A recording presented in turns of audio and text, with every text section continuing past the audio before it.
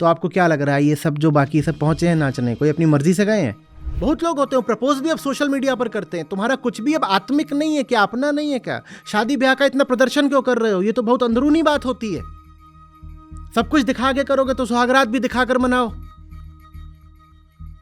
उसका भी लाइव बहुत व्यूज आएंगे। Pre wedding, wedding, after wedding, सब कुछ दिखावे के साथ करना है सोशल मीडिया पर, टीवी पर, फिर डाइवोर्स भी टीवी पर होता है। हर चीज नुमाइश के लिए। आप भीड़ के सामने गए हो अपनी प्रेमिका को प्रपोज करने, आप एक घुटने पर बैठ गए हो और उसको फूल या अंगूठी वगैरह कुछ दे रहे हो, और आपने 70 लोग खड़े कर रखे हो, सीटियां बजा रहे हैं, तालियां मार रहे हैं। वो 70 लोग ना होते तो क्या आप वो हरकत करते जो भी आप कर रहे हो? वो हरकत आप अपनी प्रेमिका के लिए नहीं, उस भीड़ के लिए कर रहे हो। पैसा किस लिए कमाया था? ताकि मैं पूरे देश को, पूरी दुनिया को दिखा सकूं, दुनिया के बड़े बड़े स्टार्स को नचा सकूं। कर लिया आपने, लेकिन ये करके आपने पूरे देश की चेतना में जहर घोल दिया। नमस्ते सर।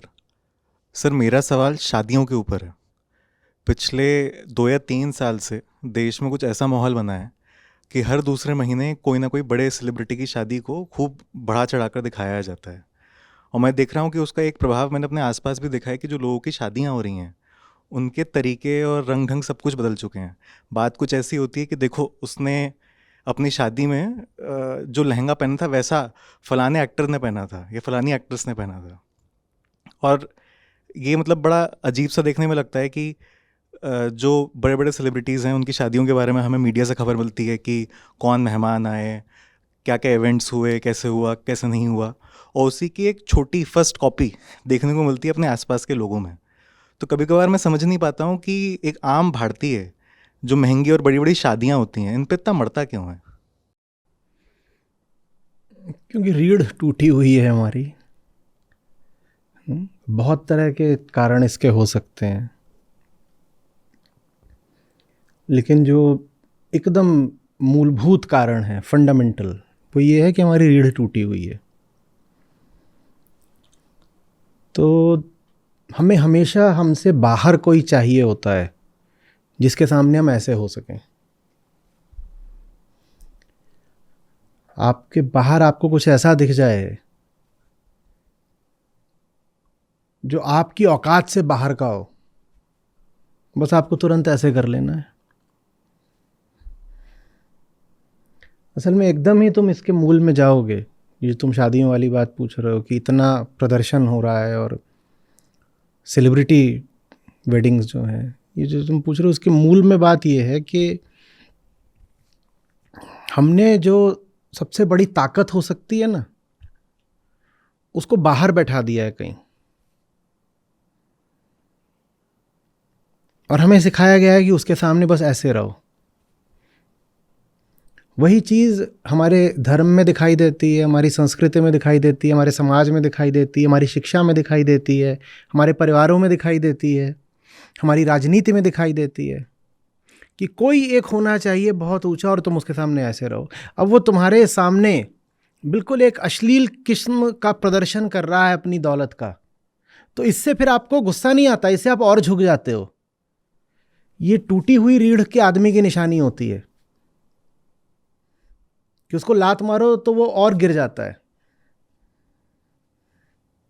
जिसकी रीढ़ होगी उसको लात मारोगे तो वो पलट कर प्रतिकार करेगा, पर जिसकी रीढ़ नहीं होगी उसको लात मारोगे तो वो बड़ी मुश्किल से, तो वो कुछ सहारा वगैरह लेके चल रहा होगा, वो एकदम ही गिर जाएगा। हम ऐसे होते हैं। तो हमारे सामने जब इस तरीके के ज़बरदस्त शोज़ होते हैं, प्रदर्शनियाँ लगती हैं, नुमाइशें लगती हैं, तो हम वहीं पर जाकर के बिल्कुल झुक जाते हैं। ये वाली बात है। और फिर उन्हीं चीज़ों को फिर जो आम आदमी है वो अपने घर में, अपनी ज़िंदगी में, अपनी शादियों में करने की कोशिश करता है। ये तो जानते ही होगे ना कि आम आदमी, औसत भारतीय, अपनी ज़िंदगी भर की कुल पूंजी का लगभग 1/4 शादी में खर्च कर देता है। अब ये जो बड़े बड़े पूंजीपतियों की और सेलिब्रिटीज़ की शादी होती हैं, वो तो अपनी कुल पूंजी का 1% भी ना लगाते हों। उनके बहुत अथाह पैसा है, हो सकता है 0.5% उन्होंने लगाया हो। इतना पैसा है, वो 100 करोड़ 400 करोड़ की भी शादी करेंगे तो उन्हें क्या फ़र्क पड़ता है। लेकिन आम आदमी अगर 1 करोड़ की भी शादी करने निकल गया तो उसकी कुल जमा पूंजी का एक बड़ा हिस्सा उसमें खर्च हो जाता है। और भारत में यही हो रहा है लगातार। हम भीतर से इतने झुके हुए लोग हैं कि बाहर कुछ भी अगर बड़ा बड़ा हो रहा हो तो हमारे भीतर से न तो जिज्ञासा उठती है न प्रतिकार उठता है। हम में जलन भी नहीं उठती। जलन कोई अच्छी बात नहीं है, नहीं बोल रहा हूं, लेकिन जलन भी तब उठे ना जब लगे कि हमसे कोई बराबरी वाला है। हमें अपने से इतने ऊपर के लोग दिखा दिए गए हैं कि अब वो कुछ भी करें हम बिल्कुल ऐसे ही रहते हैं। ये है ना झुके हुए होना, कौन रूप होए हमें कहानी, ये जो है इसने खा लिया भारत को। इसी की वजह से भारत में इतनी दास्तां रही और ये आज भी हमारी संस्कृति का हिस्सा है ऐसे रहना। कोई मिलना चाहिए बस जिसका बूट एकदम भारी हो, हम उसके बूट के नीचे आ जाने को एकदम तैयार हो जाते हैं। हम ही नहीं तैयार हो जाते, हमारे जो नायक लोग हैं वो भी तैयार हो जाते हैं। ये जो बड़ी बड़ी शादियां होती हैं इनमें जाके देखते नहीं हो, तुम्हारे सब सेलिब्रिटीज नाचते भी तो हैं, उनके भी कौन सी रीढ़ है। अब मैं बिल्कुल कह रहा हूं कि उनमें से कुछ का हो सकता है कि भाई जो जोड़ा है वर वधू है उनसे अपना कोई घनिष्ठ रिश्ता रहा हो तो मित्रता के नाते गए हो, पर इतने सारे लोग वहां जा जाके नाच रहे हैं कि मुझे तो नहीं लगता कि सबकी मित्रता होगी। और जिसके पास ताकत है वो आम आदमी को ये संदेश देता है कि देखो जिन लोगों को तुम अपना हीरो समझते हो उनको मैं अपने घर में नचाता हूं। और आम आदमी में इसके प्रति भी कोई विद्रोह नहीं उठता, क्योंकि हमारे यहां बच्चा पैदा होता है ना, तो पैदा होते ही उसकी जो पूरी परवरिश का कार्यक्रम है वो वास्तव में उसकी रीढ़ तोड़ने का कार्यक्रम है। न वो सवाल पूछ सकता, न जिज्ञासा कर सकता। जीवन के सबसे बड़े बड़े मुद्दों में उससे कह दिया जाता है बस मान लो, बस झुक जाओ। किससे झुक जाओ? जो बड़ा है, जो बड़ा है उसके सामने बस झुके रहो। तो हिंदुस्तानी जब तक बड़ा होता है वो किसी बड़े से झुकने का इतना अभ्यस्त हो चुका होता है कि बस वो शरीर से बड़ा होता है, वो भीतर से इतना छोटा ही रह जाता है। समझ में आ रही बात ये? दूसरे तरीकों से भी इसको देख सकते हो। किसी चीज में अटपटा तो कुछ तब लगे या विरोध तो तब करो ना जब वो चीज तुम्हारी मूल्य व्यवस्था से मेल ना खाती हो। जब आम आदमी खुद चाहता है कि एक दिन उसके पास भी उतना ही पैसा आ जाए और वो भी उसी तरीके का पूरा एक जबरदस्त प्रदर्शन आयोजित करे, तो कहता है ये तो फिर अच्छी ही बात है, इसमें बुराई क्या है? मैं तो खुद चाहता हूं एक दिन मैं वैसा हो जाऊं। और अगर मैं उसको बुरा बोल रहा हूं तो फिर मैं अपने अरमानों को बुरा बोल रहा हूं, क्योंकि वो जो दिखाई दे रहा है वो वास्तव में बस साकार कर रहा है मेरे ही अरमानों को। वो जहां पर है वहां पहुंचने की मैं हसरत रखता हूं, तो मैं उसकी निंदा कैसे कर सकता हूं? मुझे भी तो एक दिन उसी के जैसा होना है। हो भले ना पाऊं, पर कामना है, अरमान तो है ही, एक दिन क्या पता मैं वैसा हो जाऊं। तो क्या बोल के आम आदमी उसकी निंदा करेगा? वो निंदा नहीं करता, वो उसको अपना आदर्श बनाता है, वो उसकी नकल करता, अनुगमन करता। वो कहता है जैसा उसने करा था वैसे ही अब मैं अपनी बेटी की शादी पे करूंगा। और जो सबसे वेस्टफुल एक्सपेंडिचर हो सकता है वो यही है जो वेडिंग्स में होता है। इससे बड़ी वेस्टफुल इंडस्ट्री कोई नहीं है। लोग कहते हैं इससे इतने लोगों को रोजगार मिल रहा है, हॉस्पिटैलिटी बढ़ रही है और इवेंट मैनेजमेंट होता है, और टेक्सटाइल्स में भी देखो लहंगा चुनरी है तो जो गारमेंट उद्योग है वो आगे बढ़ता है। ये सब बातें होती है ना। मैं पूछता हूँ किस कीमत पर? जो पैसा आपने इसमें लगा दिया वो पैसा आप कहीं और लगाते तो उससे क्या क्या आगे बढ़ता और उससे कितना रोजगार पैदा होता। अपॉर्चुनिटी कॉस्ट भी तो देखनी पड़ेगी ना। छोटे छोटे शहरों में आपने बैंकेट हॉल बना दिए हैं, वहाँ लाइब्रेरी बनी होती तो वो शहर कितना आगे बढ़ता। आप कहते हो उस बैंकेट हॉल से आमदनी होती है और रोजगार होता है। मैं पूछ रहा हूँ लाइब्रेरी होती तो क्या आमदनी और रोजगार नहीं होता? और उस लाइब्रेरी से जो छात्र छात्राएं पढ़ के निकलते वो कितना बड़ा बड़ा रोजगार पैदा करते। तो ये बिल्कुल मूर्खता की बात है कि ये तो एक जीडीपी को कंट्रीब्यूट करने वाली इंडस्ट्री है वेडिंग इंडस्ट्री।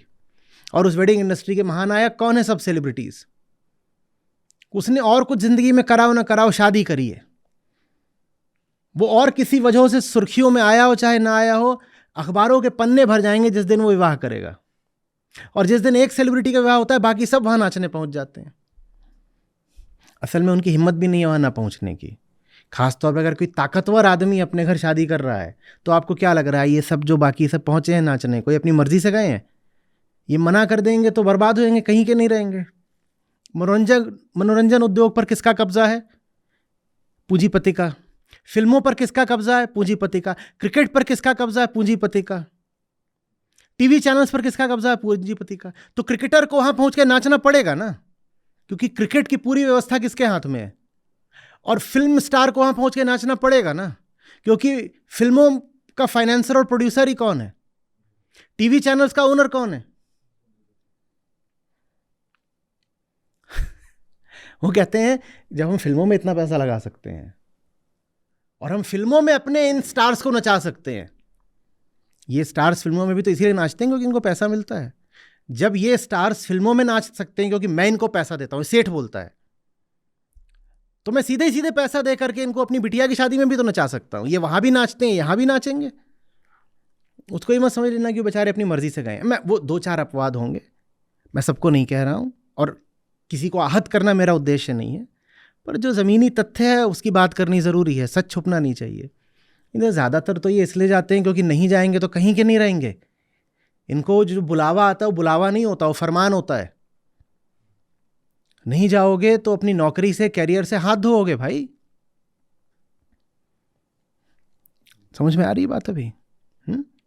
अभी राम मंदिर का हुआ था सब काम, उसमें से जो सेलिब्रिटीज मौजूद थे वहां पर, उसमें से कुछ तो निसंदेह ऐसे होंगे जिनमें श्री राम के प्रति सचमुच सही सच्चा भाव होगा। ठीक, तुम्हें क्या लग रहा बाकी सब जितने वहां पहुंचे हुए थे क्यों पहुंचे हुए थे? क्योंकि वहां ना होने की उनमें हिम्मत नहीं है। उनमें से कुछ बिल्कुल ऐसे होंगे और मैं उनका आदर करता हूं, जो वास्तविक आध्यात्मिकता या धार्मिकता के कारण मंदिर में पहुंचे, बिल्कुल, और वो सम्मान के पात्र हैं। पर ज्यादातर जो वहां पहुंचे, मुझे आशंका यह है कि बस इसलिए पहुंचे क्योंकि पहुंचना जरूरी है, गुलामी की बात है। वही चीज फिर आप किसी भी आयोजन में देखते हो, चाहे विवाह का हो, हर जगह आपको यही देखने को मिलता है। देखो, बात समझ लेना अच्छे से। हिंदुस्तानी मन एक गलत तरह के दर्शन के बोझ के नीचे दबा हुआ है। और ऐसा नहीं कि वो दर्शन मात्र हिंदुस्तान में ही व्याप्त है, वो दुनिया में और जगहों पर भी है, और जहाँ जहाँ है वहाँ वहाँ आपको तमाम तरह के विकार देखने को मिलेंगे। पर अभी हम बात भारत की कर रहे हैं तो भारत की कर लेते हैं। वो दर्शन, जैसा मैंने आरंभ में ही कहा, क्या है कि जो सर्वशक्तिमान है, जो उच्चतम है, वो मुझसे बाहर कहीं है। इसीलिए हम पूरी कोशिश कर रहे हैं वेदांत का प्रचार प्रसार करने की। वेदांत आपको बोलता है नहीं, कहीं भी झुकने की जरूरत नहीं है। जो उच्चतम है वो यदि तुम्हारे भीतर नहीं तो कहीं भी नहीं। वेदांत का जो उच्चतम सत्य है वो तुम्हारे भीतर है। जब सब तुम्हारे ही भीतर है तो तुम कहां जाकर के सत्ता के आगे, ताकत के आगे, पैसे के आगे, चकाचौंध के आगे तुम क्यों सर झुकाओगे? इसलिए वेदांत बड़ी गरिमा का दर्शन है। वो कहता है अभी हम गर्त में हैं, अभी हम गिरे हुए हैं, क्योंकि हम क्या बने बैठे हैं? अहंकार। पर अहंकार हमारा तथ्य हो सकता है, हमारी नियत ही नहीं है। हमारी नियत है मुक्ति, उसको कहते हैं आत्मा, और आत्मा से ऊंचा कुछ होता नहीं। यह वेदांत दर्शन है। तो जो वेदांती है वो कहीं संसार के सामने झुकता दिखेगा नहीं, क्योंकि उसको पता है उच्चतम कौन है। यहां जाते हमारी आत्मा, और गोत्र हमारा ब्रह्म, सत्य हमारा बाप है, और मुक्ति हमारा धर्म। यह वेदांती होता है। जाते हमारी आत्मा, गोत्र हमारा ब्रह्म, और सत्य हमारा बाप है, मुक्ति हमारा धर्म। यह काहे को कहीं जाके झुकेगा? पर भारत में यह दर्शन चला नहीं, भारत में यह दर्शन चल गया। और वही दर्शन हमें हर जगह दिखाई देता है, चापलूसी और जी हुजूरी के रूप में। नहीं तो ऐसा कैसे हो जाता है कि मुट्ठी भर अंग्रेज 2 शताब्दियों पर यहां राज कर जाते? सारे भारतीय इसी में लगे हुए थे, कुछ मुट्ठी भर क्रांतिकारियों को छोड़कर जिन्होंने विरोध करा। बाकी तो अंग्रेज़ों की जो पूरी फौज थी और कर्मचारी उनके जितने थे, जो ब्यूरोक्रेसी थी उनकी सारी, वो सब के सब कौन थे? वो भारतीय ही तो थे। अंग्रेज़ों ने भारत को गुलाम बनाकर रखा भारतीयों के ही दम पर, क्योंकि भारतीय बस यही कौन रपोए हमें कहानी। पहले मुगल थे, चलेगा। अब अंग्रेज हैं, चलेगा। अब कोई और आ गया, वो भी चलेगा। जो भी राज कर रहा हो, हमें तो बस ऐसे रहना है हमेशा। और वेदांत कहता है नहीं, ये सब नहीं, अपने माँ ही टटोल। ये वेदांत है। क्या? अपने माँ ही टटोल। जिसको तुम खोजते फिर रहे हो वो तुम्हारे हृदय में स्थापित है, वो तुम्हारी अपनी सच्चाई है। मुँह को कहाँ ढूंढे रे बंदे, मैं तो तेरे पास में। ये वेदांत है। मैं श्वासन की श्वास में, मैं यहां हूं, और अगर यहां नहीं हूं तो मैं कहीं नहीं हूं, बाहर कहीं मुझे मत खोजने लग जाना। और जब आप अपने उच्चतम को, अपने आराध्य को बाहर खोजने लग जाते हो ना, तो उसी आराध्य के बहुत सारे रूप आप बाहर स्थापित कर देते हो। फिर वो कोई बड़ा सेठ हो सकता है, कोई बड़ा नेता हो सकता है, कोई एक्टर हो सकता है, कोई खिलाड़ी हो सकता है, वो कुछ भी हो सकता है। आपको क्या फर्क पड़ता है? आपको तो बस ये करना है, कोई भी ऊंचा मिल गया, मुझे तो ये करना है, बस झुके रहो। और झुके हुए इस आदमी को बड़ा अच्छा लगता है जब वो औरों को भी झुकते हुए देखता है। ये बात बड़े मनोविज्ञान की, इसको अच्छे समझना आप। मैं मान लो तुम्हारा बॉस हूं, ठीक है? यहां पे सब लोग अलग अलग स्तरों पर काम कर रहे हैं कहीं पर समाज में, और सबके स्तरों में इतना इतना इतना इतना अंतर है। तो मैं तुम्हारा बॉस हो गया, कोई थोड़ा मुझसे ऊपर है, ऐसे। कोई एक हो एकदम बहुत बड़ा सुपर बॉस, बहुत बड़ा सुपर बॉस, और उसकी आज्ञा का पालन सबको ही करना पड़े अनिवार्य रूप से, तो तुम बहुत खुश हो जाओगे। बताओ क्यों? तुम कहोगे देखा, ये बॉस वैसे तो मेरे ऊपर चढ़ के रहता है, पर सुपर बॉस के आगे तो सब बराबर है। सुपर बॉस के बुलावे पे तो सबको आना पड़ता है, सुपर बॉस के आगे कोई नहीं है। तो जब इस तरह के उत्सव होते हैं तो सबको बड़ा अच्छा लगता है। कहता है देखो, ये वैसे तो बड़े हीरो बन के घूमते हैं, पर अब यहां जाकर के इनको नाचना पड़ रहा है, तो हम अब सब बराबर हो गए, समता आ गई, सब बराबर हो गए। जब आप कहते हो ना एक कोई है बाहर वाला, तो उसके आगे फिर सब बराबर हो जाते हैं, और ये बात आपको बड़ी अच्छी लगती है, क्योंकि उससे तो आप ईर्ष्या कर नहीं सकते, वो इतना ऊंचा, उससे ईर्ष्या नहीं करी जा सकती। पर आपस में जो छोटे मोटू हैं, सब तो ईर्ष्या करते हैं। वो जो है वो रोड रोलर की तरह है, वो आकर के सब समतल कर देता है, सारी ईर्ष्याएं मिटा दिया, सब पटा दिया, सबको एक बराबर कर दिया। रोड रोलर जैसे चलता है ना, सबको एक बराबर कर दे, उसके सामने सब एक से हैं। आप बन रहे हो अपने जिले के बहुत बड़े नेता, जो सबसे बड़े नेताजी हैं वो आपको बिल्कुल एकदम संट कर देंगे। तो जो उनसे नीचे वाले थे, सब उन्होंने ताली बजा के हंसने लगे, बोले देखा ये बहुत बन रहे थे, इसी जिले में ये उतने उछल रहे थे। पर जो प्रदेश के सबसे बड़े नेताजी थे, उनके आगे सब बराबर हो गए। फिर ऐसे ही और ऊपर, ऐसे ही और ऊपर, ऐसे ही और ऊपर, ऐसे ही और ऊपर। ये हमारा जो गलत दर्शन है, उसने हमें कहीं का नहीं छोड़ा है। और ये घर घर में पहुंच जाता है जब ये बड़े आदमियों द्वारा प्रचारित किया जाता है। न जाने कितने लोगों ने इस तरह की शादियों के वीडियो देखे होंगे और अरमान जगा लिए होंगे कि अब मुझे भी अपने घर में ऐसा ही करना है। और जैसा मैंने कहा, सबसे वेस्टफुल इंडस्ट्री है ये जो वेडिंग इंडस्ट्री है, इससे वेस्टफुल इंडस्ट्री कोई नहीं होती। और अभी मैं सिर्फ जो फिज़िकल रिसोर्सेज उनकी वेस्टेज की बात कर रहा हूँ। अगर मैं बात करूँ कि ये माइंड को कितना करप्ट करती है, तो उसकी तो कोई इंतहा ही नहीं है। माइंड को करप्ट करने में इससे ज़्यादा शायद ही कुछ होता होगा, जो पूरा आयोजन होता है। क्लाइमेट चेंज भी, अगर कोई इस पर स्टडी हुई हो तो भी बताएंगे, क्लाइमेट चेंज में भी इसका बड़ा हाथ है। डेस्टिनेशन वेडिंग से लेकर के क्या क्या तो चलता रहता है, उसमें क्लाइमेट चेंज नहीं, आदमी को बता दिया जाता है, विशेषकर लड़कियों को, महिलाओं को, कि तुम्हारी ज़िंदगी का लक्ष्य ही यही है, सम्चुअस वेडिंग, एक रात की तो रानी बनोगी तुम। और खुशी से आगाही जा रही है, बिल्कुल, वाह वाह वाह, बहुत अच्छी बात है, बहुत अच्छी बात है। समझ रहे हो? हमें अब ये भी नहीं पूछना कि अगर तुम अमीर हो, तुम्हारे पास दौलत आई कहाँ से। तुम्हारे पास दौलत है तो हम बस अब यूँ रहेंगे। हमें यह भी नहीं पूछना कि तुम ताकतवर हो तो किन साधनों से, किन माध्यमों से, किस आधार पर तुमने ताकत इकट्ठा करी है। बात बस इतनी है कि तुम ताकतवर हो तो हम यूं रहेंगे। ये झुकना, ये मेरुदंडहीन होना भारत की पहचान बन गई है। बन नहीं गई है, रही है, शताब्दियों से रही है। अपने ऋषियों को तो हम भूल ही गए, वेदांत के ऋषियों को तो हम भूल ही गए, जिन्होंने कहा था कि जगत में कुछ भी ऐसा नहीं है कि उसके आगे झुकना जरूरी हो।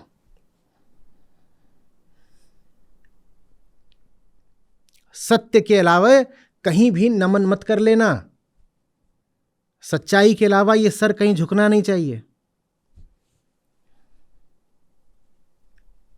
वो सब हम कब का भूल गए। फिल्मी है जिंदगी हमारी, बस मतलब फिल्मों जैसे दृश्य खड़े कर दो, आम आदमी बिल्कुल ऐसा हो जाता है, गीला, लिब लिब लिब लिब, लार भी बहती है उसकी और आंसू भी बहते हैं, भावुक भी हो रहा है और ललचा भी रहा है।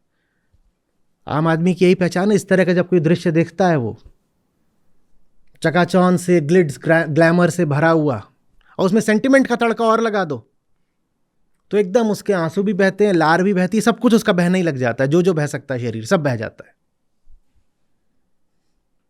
एकदम गीला।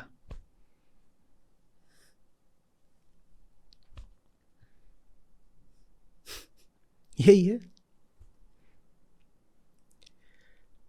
किसी से पूछो कि तुम इस तरीके से, किसी आम आदमी से, तुम इस तरीके से क्यों आयोजित करना चाहते हो शादी ब्याह, उसके पास कोई जवाब नहीं होगा। जानते हो उसका जवाब क्या है? फिल्मों में देखा।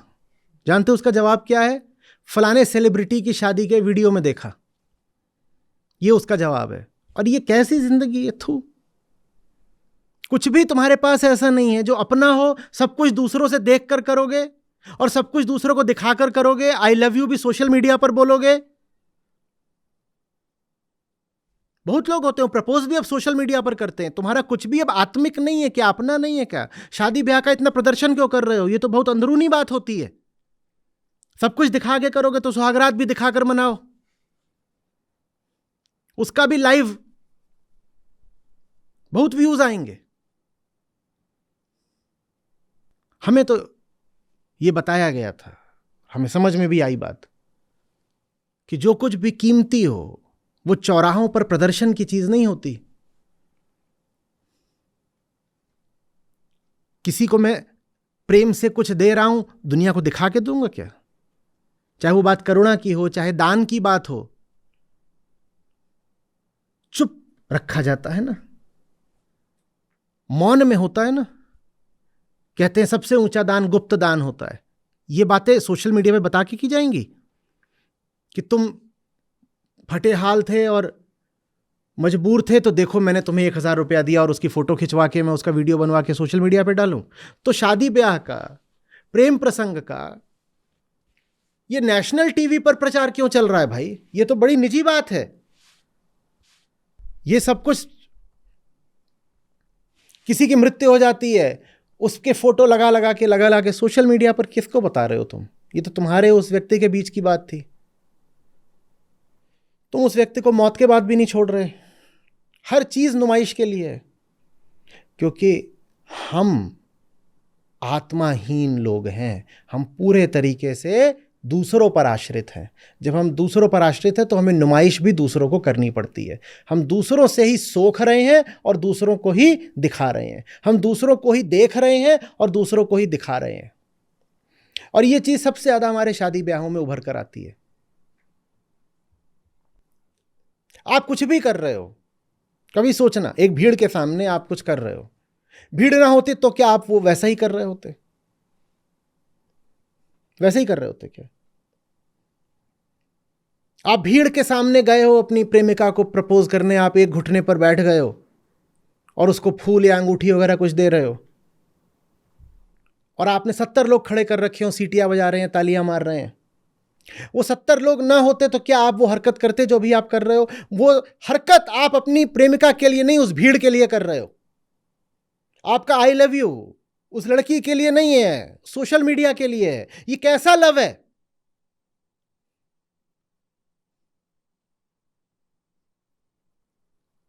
पापा को हैप्पी बर्थडे बोलना है, कहां बोलेंगे? फेसबुक पर। ये क्या चल रहा है? पापा ने भीड़ के साथ मिलकर तो तुम्हें जन्म नहीं दिया था। तुम्हारे और पापा का एक निजी रिश्ता है, उसकी एक पवित्रता है, उसको बनाकर रखो। अपने और पापा के बीच में भीड़ को क्यों ला रहे हो? Pre wedding, wedding, after wedding, सब कुछ दिखावे के साथ करना है सोशल मीडिया पर, टीवी पर, फिर डाइवोर्स भी टीवी पर होता है। जितनी फुटेज वेडिंग्स को मिलती है ऐसी, उतनी फुटेज इनके डाइवोर्सेस को भी मिलती है। बस उसमें जाकर के फिल्म स्टार और क्रिकेटर नाचते नहीं हैं। पर मेरी सद्भावना उनके साथ है। मैं अच्छे से जानता हूं कितने मजबूर लोग हैं। उनको टीम से निकाल दिया जाएगा, उनको फिल्में मिलनी बंद हो जाएंगी, वो बेचारे क्या करें? आपको क्या लगता है कि ये जो लोग पर्दे पर आकर आपका दिल बहलाते हैं, ये बड़े आज़ाद लोग हैं? चाहे वो पर्दे पर प्लेयर बन के आए, चाहे एंटरटेनर बन के आए, वो कोई बहुत आज़ाद लोग हैं? वो तो कठपुतलियां हैं। आप उनको अपना हीरो बना रहे हो, कठपुतलियों को हीरो बना रहे हो। कोई पूछे रोल मॉडल, आप किसी एंटरटेनर का, किसी प्लेयर का, किसी एक्टर का नाम ले रहे हो। जैसे कोई बोले मेरा रोल मॉडल एक पपेट है, किसी पपेट को रोल मॉडल बनाते हैं। जो पूरी नेशनल कॉन्शियसनेस होती है ना, वो डिस्टॉर्ट होती है पैसे के ऐसे प्रदर्शन से। पैसे का ऐसा जबरदस्त प्रदर्शन हो, 50 करोड़, 100 करोड़, 500 करोड़ की शादियां, 1000 करोड़, 1000 करोड़ की, 2000 करोड़ की शादियां। एक छोटा लड़का या लड़की है, वो ये सब देख रहा है, वो क्या कहेगा? What should be the aim of life? क्या बोलेगा? To have a wedding like that. To have a wedding like that. बस ये होता है। आपने पूरे देश की आबादी का दिमाग विकृत कर दिया ये करके। और बस आपको खुजली ये थी कि मेरे पास इतना पैसा है तो मैं दिखाऊंगा ना सबको। ये पैसा और किस लिए कमाया था? पैसा किस लिए कमाया था? ताकि मैं पूरे देश को, पूरी दुनिया को दिखा सकूं, दुनिया के बड़े बड़े स्टार्स को नचा सकूं। कर लिया आपने, लेकिन ये करके आपने पूरे देश की चेतना में जहर घोल दिया।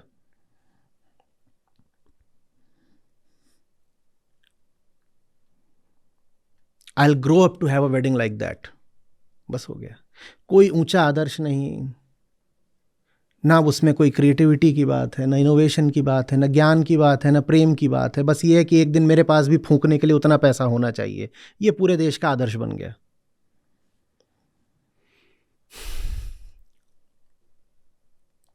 पैसे का भोंडा प्रदर्शन। और उन्होंने किया तो किया। मैं तो इस देश के आम आदमी से बात करता हूं ना, तुमने ये क्यों किया? जो लोग ये सब करते हैं वो वास्तव में पैसे के एक भारी बूट के नीचे तुम्हें दबा रहे हैं। तुम क्यों दब जाते हो? रीढ़ क्यों नहीं है? मैं नहीं कह रहा उपद्रव करो, हिंसा करो, मैं नहीं कह रहा हूं प्रतिक्रिया करो, पर झुक क्यों जाते हो? जैसे सीधे तन कर चलना चाहिए वैसे ही सीधे तन कर चलते रहो। और अब हम कहने लग गए हैं कि हम सभ्य हैं, सुसंस्कृत हैं। साहब, आज़ाद है भारत और संविधान पर चलता है, तो कोई नहीं आएगा तुमको बंदूक लगा करके दबाने और झुकाने के लिए। आज आपको झुकाया जाता है टीवी के माध्यम से और फिल्मों के माध्यम से और सत्ता के माध्यम से और पैसे के माध्यम से। वो ज़माने बीत गए जब कोई कहेगा कि अरे तुम्हारी जात ऐसी है तुम झुको, या कि तू गरीब है चल सेठ जी के जूते साफ कर। वो ज़माने बीत गए। अब जो भी किया जाता है ज़रा छुपे तरीके से और शालीन तरीके से किया जाता है। ये करोड़ों रुपयों का एक शालीन थप्पड़ है पूरे देश के मुंह पर, और ऐसे थप्पड़ हर दूसरे महीने पड़ते रहते हैं। कभी किसी राजनेता के यहाँ कोई उत्सव हो रहा है, कभी फिल्म स्टार्स के यहाँ, कभी क्रिकेटर के यहाँ, कभी किसी के यहाँ, चलते रहते हैं लगातार।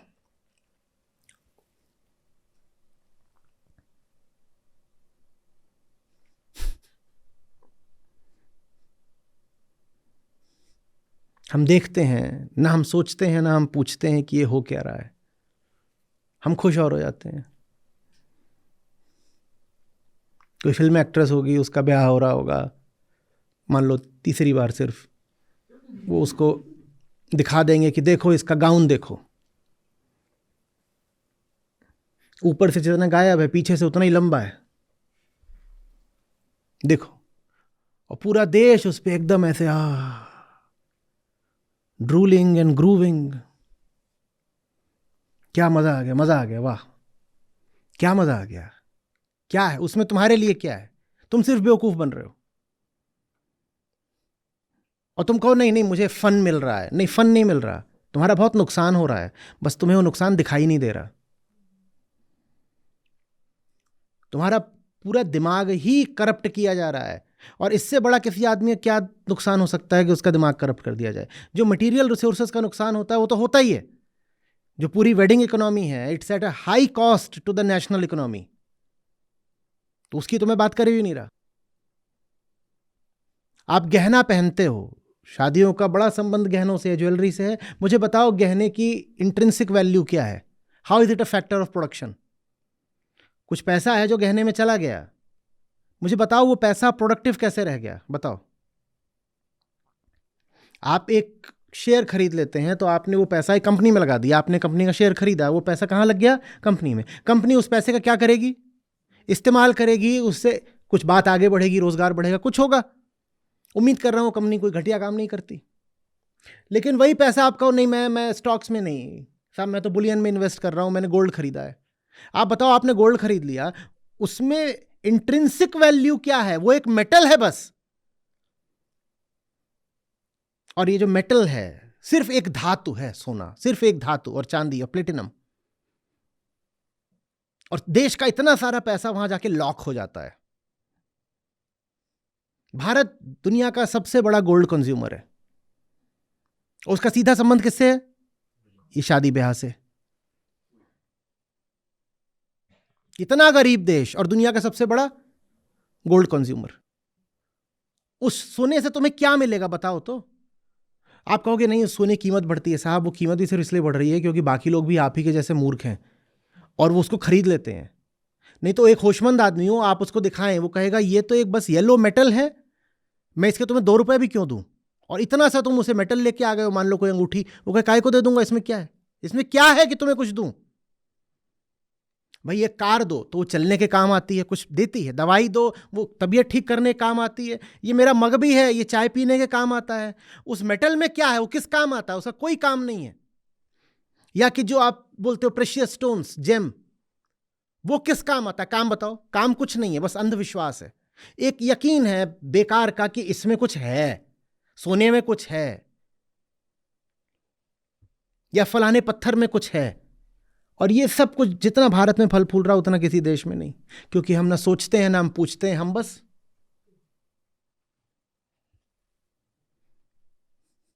और हम अपने बच्चों को बोल देते हैं अगर तुम ऐसे नहीं हो तो तुम बेअदब हो, बदतमीज हो। सवाल पूछ ले कोई घर में बच्चा और पूछते ही जाए तो मुमकिन नहीं कि थप्पड़ ना खाए।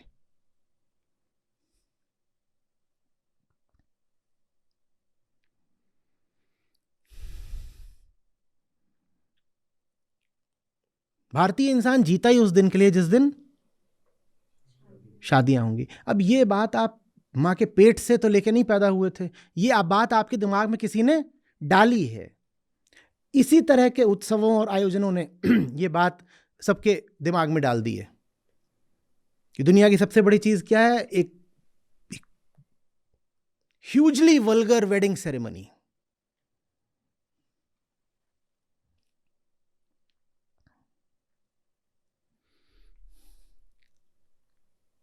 ये कितनी कितनी ज्यादा ये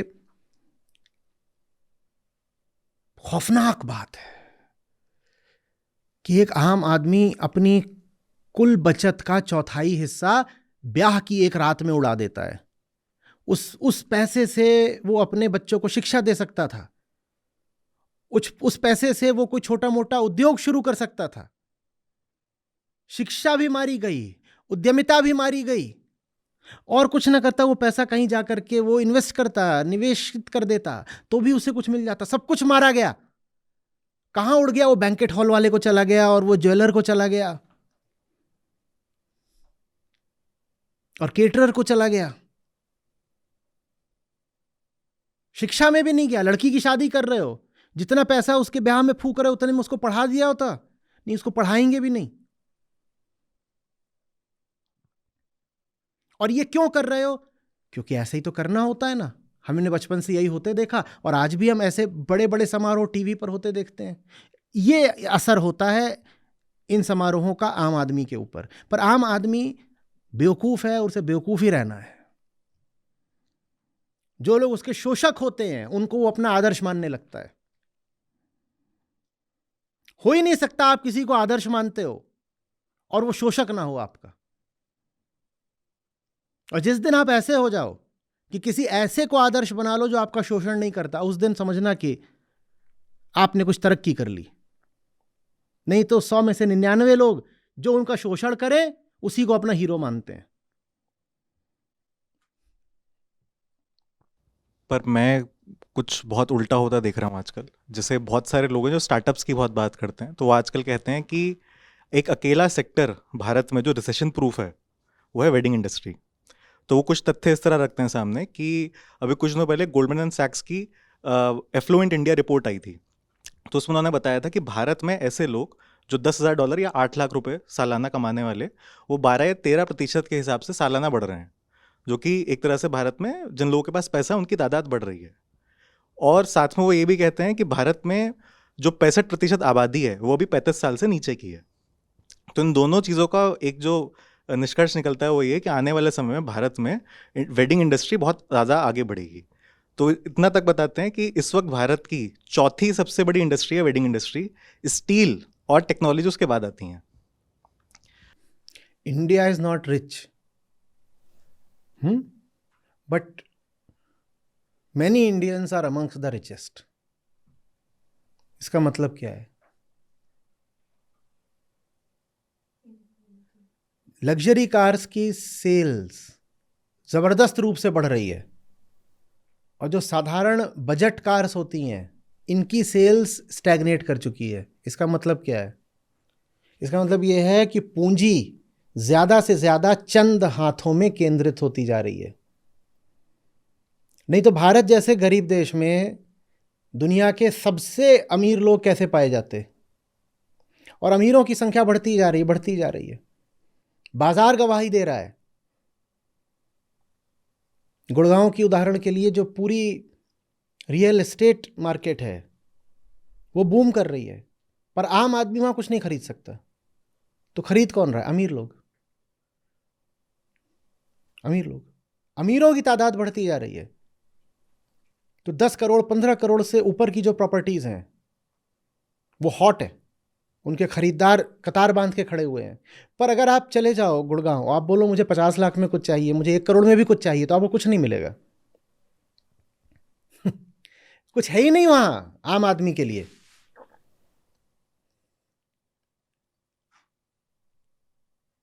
क्योंकि जब 10 करोड़ 20 करोड़ में कुछ बिक सकता है तो 1 करोड़ में क्यों बेचा जाए, 50 लाख में क्यों बेचा जाए? और उनकी संख्या जो 10 करोड़ दे सकते हैं उनकी संख्या तेजी से बढ़ रही है। तो उनके और जिनके पास नहीं है उनके बीच में जो फासला है वो जबरदस्त रूप से बढ़ रहा है। और ये भारत का समझो लक्षण है, जहां पे जो बड़ा है वो बहुत बड़ा होगा और चंद लोग होंगे जो बहुत ऊपर होंगे, और जो नीचे हैं the base the bottom of the pyramid वो बहुत बड़ा होगा लेकिन वो बहुत नीचे होंगे। ये भारत के समाज का और भारत की अर्थव्यवस्था का सदा से एक बड़ा लक्षण रहा है, एक चिन्ह रहा है, एसेंशियल फीचर रहा है। बीच में वो थोड़ा कम हुआ था। हमने जो आर्थिक विषमता थी, असमानता थी, उसको पाटने की बड़ी कोशिश करी थी। लेकिन अब फिर से वही हो रहा है कि जो बड़े हैं वो बढ़ते जा रहे हैं और जो नीचे वाले हैं वो गिरे हुए हैं, और जो नीचे हैं जो गिरे हुए हैं वो उनके आगे और ऐसे होते जा रहे हैं जो ऊपर चढ़ते जा रहे हैं। क्योंकि वो जितना ऊपर है हम उसको उतनी इज्जत देते हैं। हम ये नहीं देखते कि वो ऊपर चढ़ ही रहा है हमें नीचे दबा के। ये हमें नहीं समझ में आता।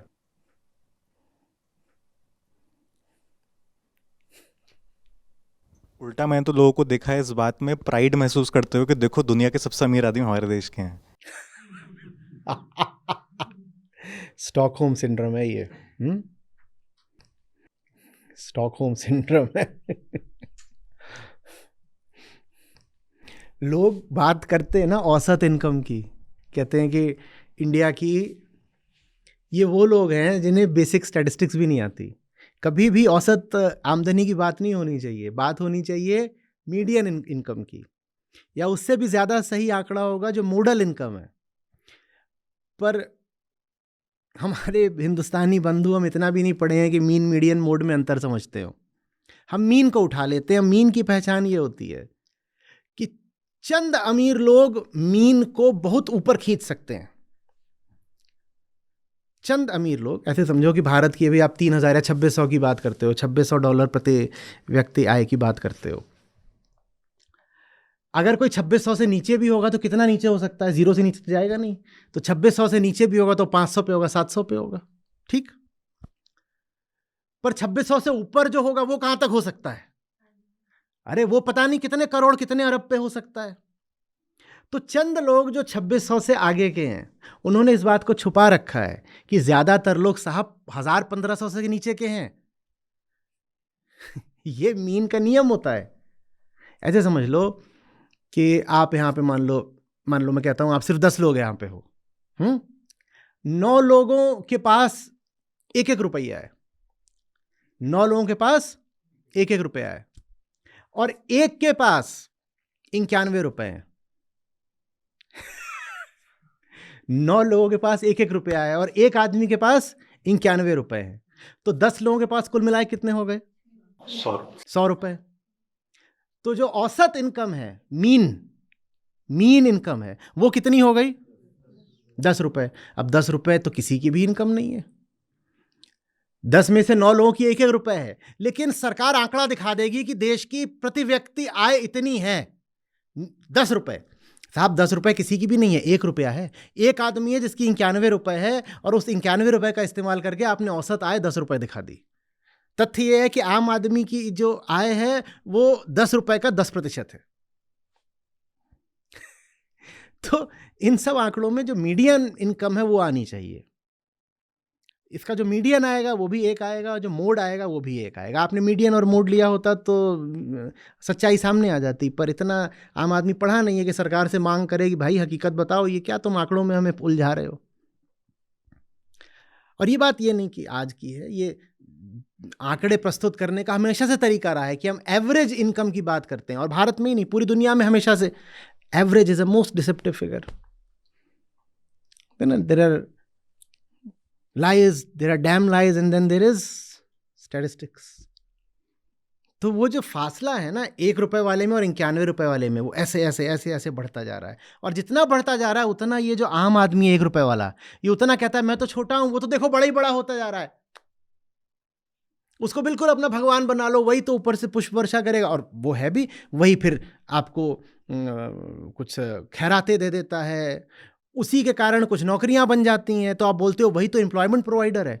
साहब जितना पैसा उसके पास लॉक्ड इन है, उतना पैसा अगर क्रिएटिवली यूज हो रहा होता तो उसमें से कितना एम्प्लॉयमेंट जनरेट होता।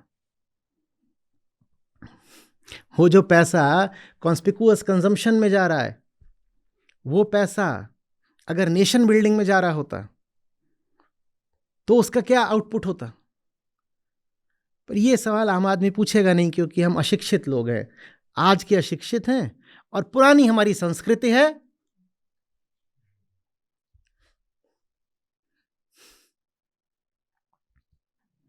पर हम बहुत खुश होते, कहते कोई बात नहीं, हमारे पास नहीं तो क्या हुआ, हमारे किसी हमवतन के पास तो है।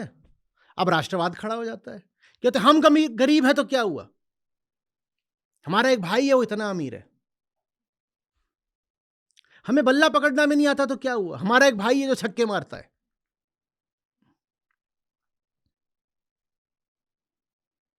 ये छक्के मारने वाली बात तो फिर भी थोड़ी ठीक है, पर जो ये वाली बात है कि हम गरीब है तो क्या हुआ, हमारा एक भाई इतना अमीर है, ये बात बिल्कुल भी ठीक नहीं है।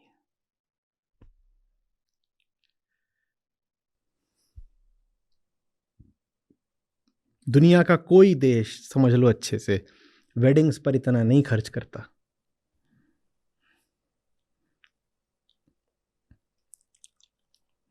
भारत दुनिया के सबसे बीमार देशों में है।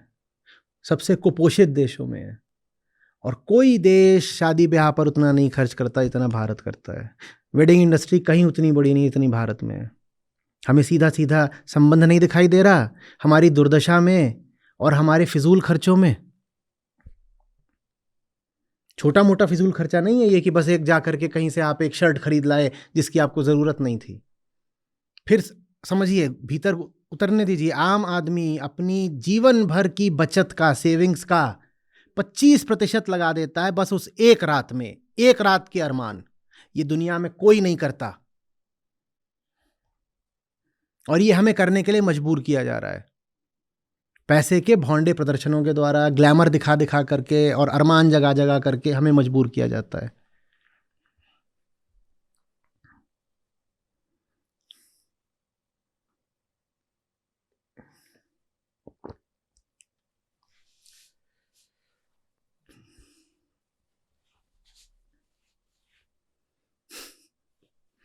या तुम्हारे अरमान भी कुछ हिल डुल गए क्या? क्यों परेशान हो रहे हो?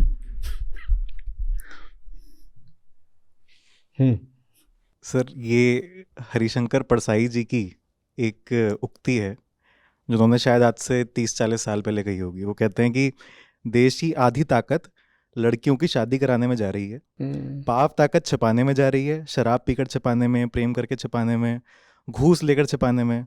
बची पाव ताकत से देश का निर्माण हो रहा है।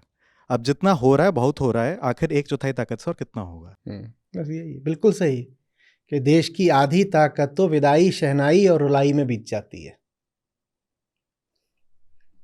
बहुत पहले बात हुई थी इस चर्चा पे, इस मुद्दे पे, तो उसका एक वीडियो होगा, उसमें यही है, विदाई, शहनाई, रुलाई। देश की आधी ताकत तो यहाँ लगी हुई है, अब कर लो राष्ट्र निर्माण।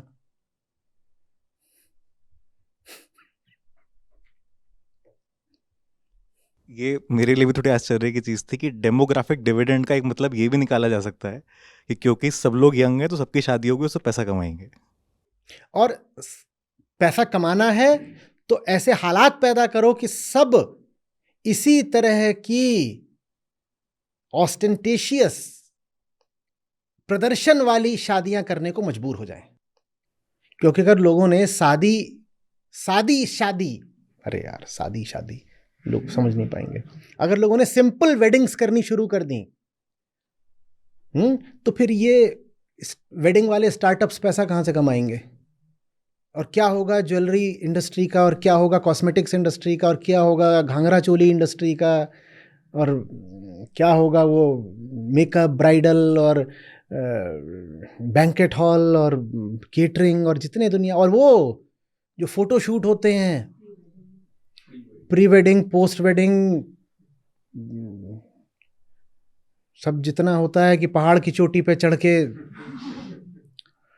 पानी के अंदर घुस के, उन सब इंडस्ट्रीज का क्या होगा? देखो ना कितनी ज्यादा वो क्रिएटिव और प्रोडक्टिव इंडस्ट्रीज है। क्या इंडस्ट्री है, जबरदस्त।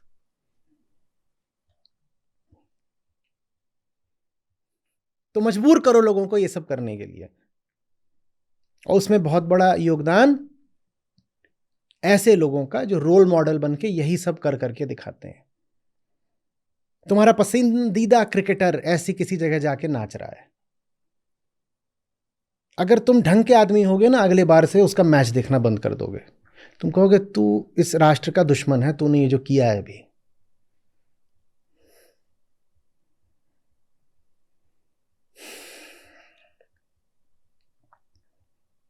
इतनी हम में नहीं है।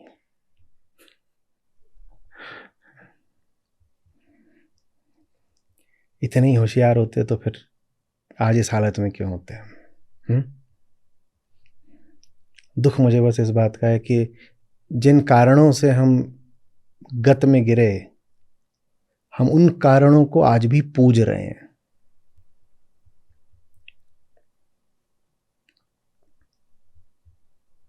नमस्ते सर। वेडिंग इंडस्ट्री के बारे में बात हो रही थी, तो मैंने भी लगभग 4 साल वेडिंग इंडस्ट्री में काम किया है। इवन मेरा खुद का स्टार्टअप भी था 2016-2020 तक। सर, मैंने एक चीज़ देखी पिछले 4 सालों से मैंने वेडिंग इंडस्ट्री काम कर रहा था, तो पहले बहुत सिंपल वेडिंग्स होती थी, नॉर्मल लोग वीडियोग्राफर को हायर किए, शूट हुआ, काम ख़त्म। बट 2018 के बाद मैंने देखा है ये चीज़, लोग वेडिंग को लेके ऐसे इतना उत्सुक हो चुके हैं, इतना पागलपन हो चुके हैं कि लोग लाखों रुपए सिर्फ कैमरामैन को दे देते हैं कि आप हमारी फिल्म का आप हमारी वेडिंग को फिल्म की तरह दिखाओ, टीज़र, हाइलाइट्स, और आप एक तरह से क्या बोलते हैं, कैंडिड शॉट्स, 50 चीज़ आ गए हैं। मैंने जो सबसे महंगी वेडिंग करी थी वो लगभग 15 लाख रुपए की करी थी। एक क्लाइंट था, एक, उन्होंने बोला कि मेरी फिल्म की डॉक्यूमेंट्री बनानी है, मतलब मेरी जो पूरी फिल्म है उसे एक डॉक्यूमेंट्री तो दिखाया जाए जिसमें आप मेरे मम्मी पापा के, मेरे भाभी के, भाई के, दादा दादी के, इन सब के आप शॉर्ट्स लोगे और हमारी जर्नी के बारे में पूछोगे। फिर आप लास्ट में हमारा शॉट लोगे जिसमें हम बताएंगे हम कैसे मिले थे। रिलीज हुई कि नहीं फिल्म? सर वो सिर्फ उनको अपने लिए देखना होता है।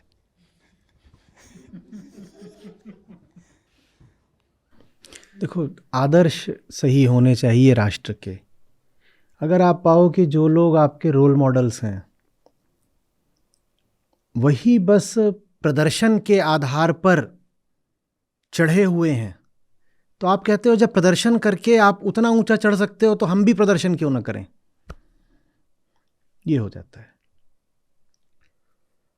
और फिर ये भी देखा गया कि लोगों के पास इतनी कैपेसिटी नहीं होती कि लोग इतना पैसा वेडिंग में इन्वेस्ट करें, तो उनकी जो खुद की बचत होती है वो इन्वेस्ट करने के बाद वो लाखों रुपए बैंक से लोन लेते हैं ताकि वो अपनी वेडिंग को और दिखा सकें।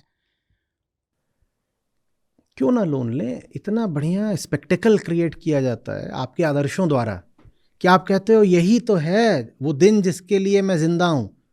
इस दिन के लिए अगर मुझे कर्ज लेना पड़े तो क्या बुराई है? इसलिए अपने रोल मॉडल्स बहुत सोच समझ के तय करने चाहिए। ये कैसा रोल मॉडल है जो आपको ये सब करने के लिए प्रेरित कर रहा है, बल्कि मजबूर कर रहा है? सार्वजनिक जीवन में आदर्श उन लोगों को बनना चाहिए जो आपको सही रास्ता दिखा सकें, जो ये आपके भीतर बात डाल दे कि तड़क भड़क दिखा करके और ग्लैमर का प्रदर्शन करके जीवन में सफलता पाई जा सकती है। उस आदमी ने तो पूरी युवा शक्ति को तबाह कर दिया। वो पूरी युवा शक्ति बस यही करेगी कि मैं भी ग्लैमर के पीछे भागूं। अगर झूठ जीत सकता है तो मैं भी झूठ का सहारा क्यों न लूं?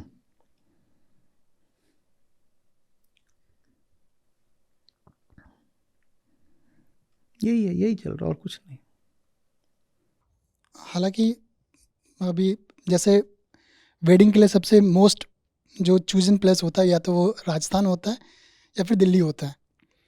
दिल्ली में जो ज़्यादा फेमस एरिया है वो आपका सुभाष नगर साइड में जो वेडिंग्स बैंकेट्स बहुत ज़्यादा बने हुए हैं। उन वेडिंग बैंकेट्स की जो लगभग एक दिन की चार्ज होते हैं वो अप्रॉक्स 2.5 से 3 लाख रुपए होता है। और अगर आपने गलती से जयपुर में या फिर राजस्थान में वेडिंग कर लिया फिर आप आराम से 30-40 लाख रुपए दे देते हो आप फोर्ट के लिए। वो भी सिर्फ 8 घंटे के लिए बुक होता है। 8 घंटे से जैसे वो 8 घंटे 5 मिनट होता है वो आपको आके बोल देता है कि सर जगह खाली करने का टाइम होगा, आप खाली कर दीजिए। जिंदगी खाली है, जिंदगी बेरौनक है, जिंदगी में कोई दम नहीं है।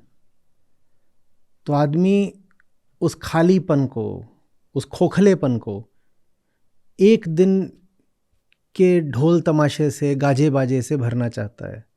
और पता है वो एक दिन बीत जाएगा, तो इसलिए फिल्म बनवाओ उसकी।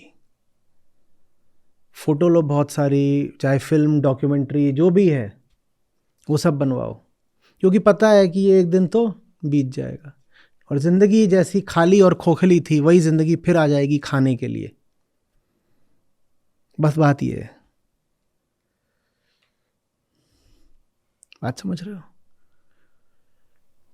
आदमी तो वो चाहिए जो सही काम में इतना डूबा हुआ हो। अब मैं बात बोलूँगा, आप लोग कहोगे देखो इन्होंने फिर से कर दी वही अपने जैसी बात। मैं कह रहा हूँ आदमी इतना डूबा हुआ हो कि भूल जाए कि आज शादी है उसकी।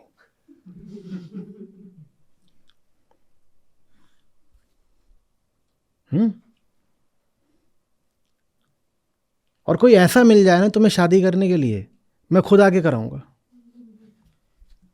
काहे भाई, दिन भर मैं श्लोकों और मंत्रों में रहता हूं, थोड़ी पंडिताई नहीं कर सकता मैं? हाँ, शास्त्र विहित सारे अधिकार हैं मुझे ब्याह कराने के, मैं करा दूंगा। पर ऐसा कोई खोजना जो ब्याह को भूल ही जाए, जिसको याद ही ना हो कि आज है। उस दिन तुम पाओगे कि मैं खुद खड़ा हुआ हूं वहां पे, हाँ भाई पंडित तैयार है, मैं करा रहा हूं। ऐसा पॉसिबल हो पाएगा सर? वो क्योंकि मेरी होने वाली है सर। तुम्हारे लक्षण वैसे नहीं है।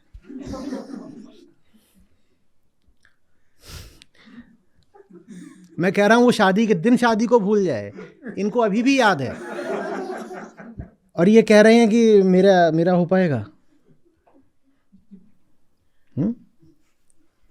उसकी जगह ये कि ज़िंदगी इतनी बेरौनक है कि शादी की तैयारियां 6-6 महीने पहले से चल रही हैं।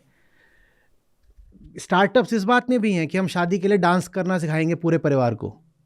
इस बात की स्टार्टअप्स चल रही हैं कि ब्याह होने वाला है तो हम आके आपका जो भी फेवरेट फिल्मी गाना होगा, शादी ब्याह सगाई वाला, उस पर हम सबको नचाएंगे, फैमिली पूरी नाचेगी, ताऊ इधर नाच रहा, फूफी उधर नाच रही, और सबको स्टेप्स देंगे और हम प्रैक्टिस कराएंगे। ये स्टार्टअप है, स्टार्टअप सीन है भारत का। कोई बड़ी बात नहीं, यूनिकॉर्न निकल जाए ये तो।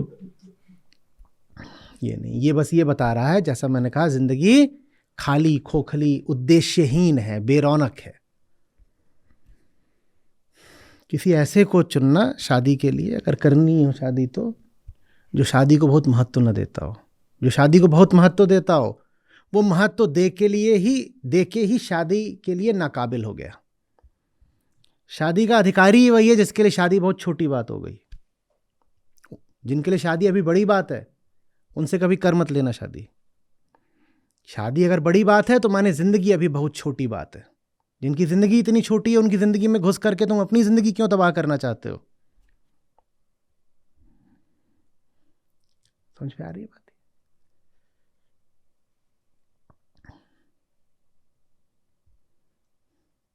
Thank you sir.